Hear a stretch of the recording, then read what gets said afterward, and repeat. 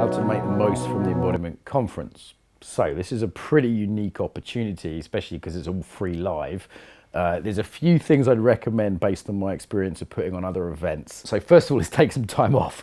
Yeah, you've registered for the conference. It's 24/7, 10 sessions every hour.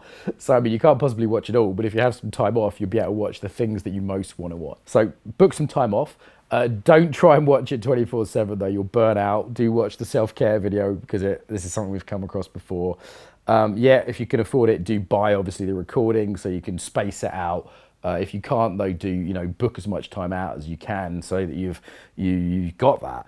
Do schedule things in advance. So there's another video here on like how to make sensible. We've got like 1,000 presenters, right? But we've also got a really clever computer system where you can find exactly what you want and then put those in your diary so you don't forget them. I don't know about you, but I've registered for summits and then just totally forgotten about it, filled up my diary, and then I've gone, oh, damn, I've missed that. And then it was too late and then I had to pay for it. You don't have to do that, okay? Put it in your diary, schedule the things. You have to register to do that. So if you're watching this, you've registered for the conference, but you need to create an account as well.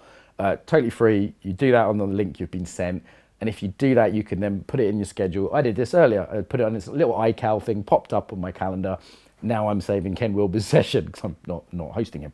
So I wanted to watch that one, okay? So this is the kind of thing you can do. Join the Facebook group. That's the other thing. Lots of interesting conversations on there. We tend to like poll people. We say, should we do this? Should we do that? What do you think of this? What do you think of that? So it's a chance to have your say. During the event, I'd say reach out to people, connect with people. You're going to have what's called coffee break sessions. So this is, again, a free option. After watching a session, you click on a thing that says coffee break, and then you can actually meet some other human beings. Now, this might sound like, why would I want to meet random people around the world? It's very cool. It's one of the best things from past events. People really like meeting other people. I think you will too, connecting with people around the world. You can also connect with people in person. So virtual, of course, has a lot of advantages and accessibility. That's why we're doing this. But also face-to-face meeting, there's no substitute for that. So there's a little map you can click on to meet people in person. So if you want to make the most of the conference, I'd do that too. You can also take notes about the conference. Like there's a note-taking feature of it. So it's like, what did I learn? I'm going to take some notes. Later after the conference, there'll be learning lists so you can work your way through the recordings if you've bought those. There'll be like practices there at certain moments that you can skip straight to. There's a few advanced features that will come in afterwards.